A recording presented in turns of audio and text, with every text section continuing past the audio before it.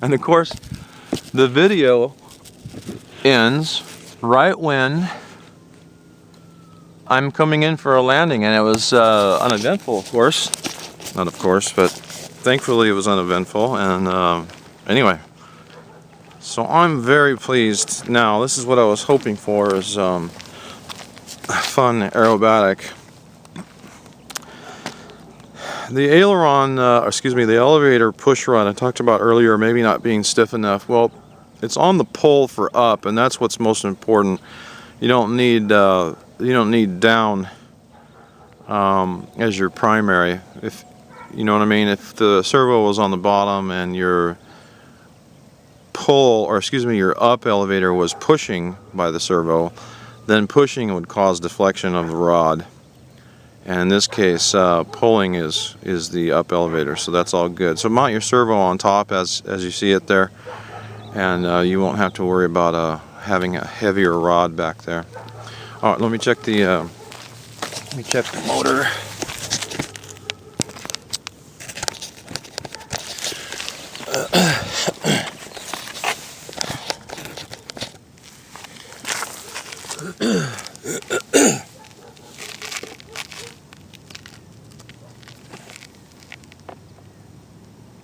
Very nice. Yeah, very pleased. Very pleased with the wing loading design. So I'll have to repeat that. Disconnect the battery.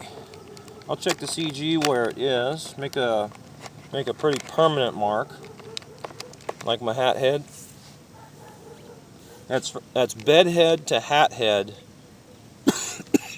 on video. Anyway, yeah, very well pleased. So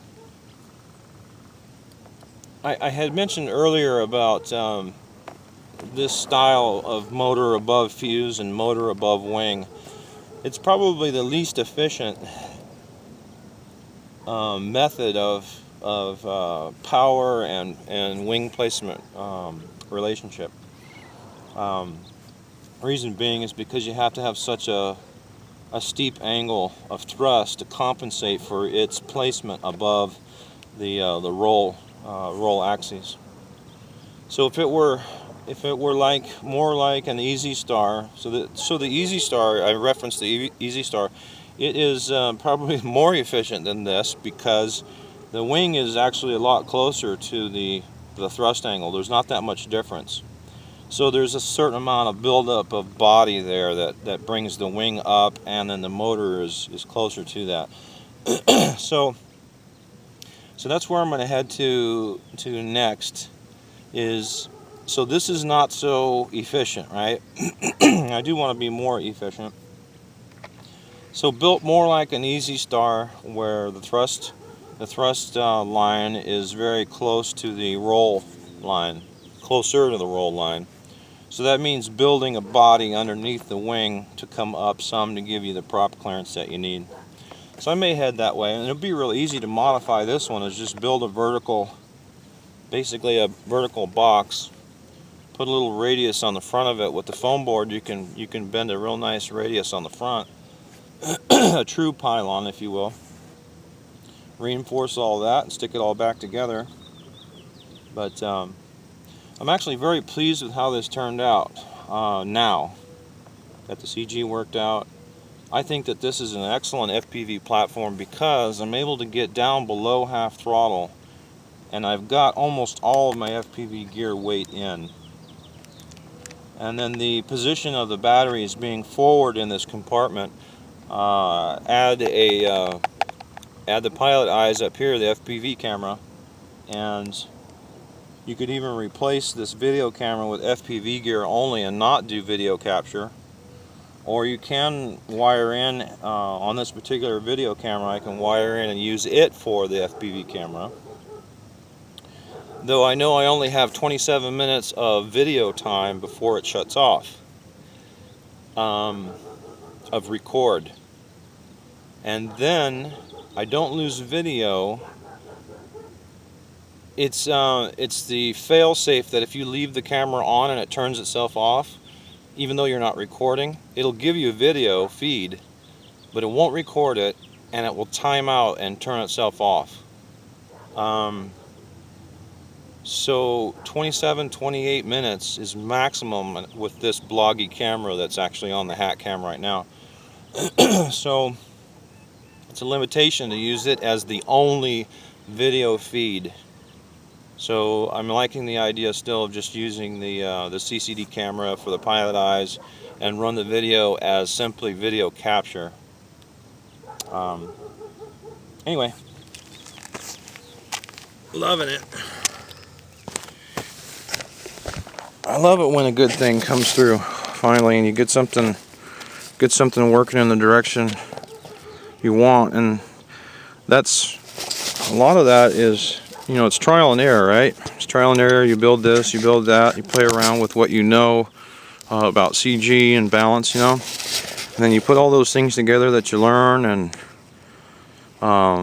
voila, you've made something that flies, and it's as efficient as it can be.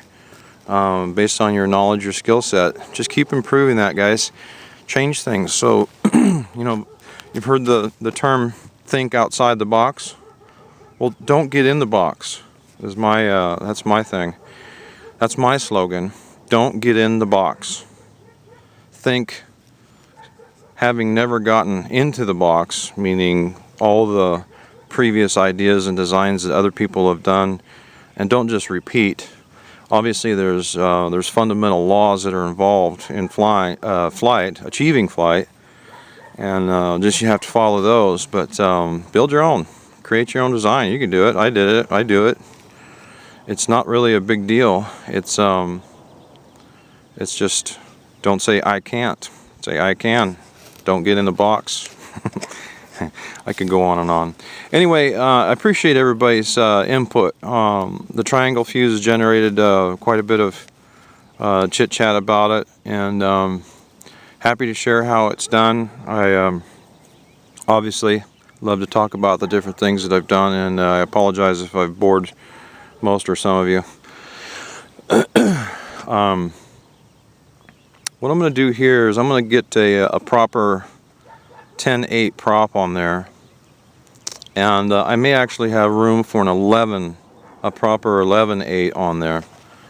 And it sounded like the RPMs were correct. And give me some feedback, guys. If you heard it flying by at full throttle, you should be able to hear it. And as I understand it, it will sound clean and not garbled, if you will. The pitch of the motor will not sound garbled, and that's where the throttle or the motor is at maximum RPM and not held back because of resistance, too pitchy of a prop or too big diameter, blah blah. I have to remember that this motor on my FB drone swings a 13.7 with no problem, and opens up very nicely. So it should throw a 13.7 on here no problem if it had the room. So I'm using basically a 10.5/8 right now.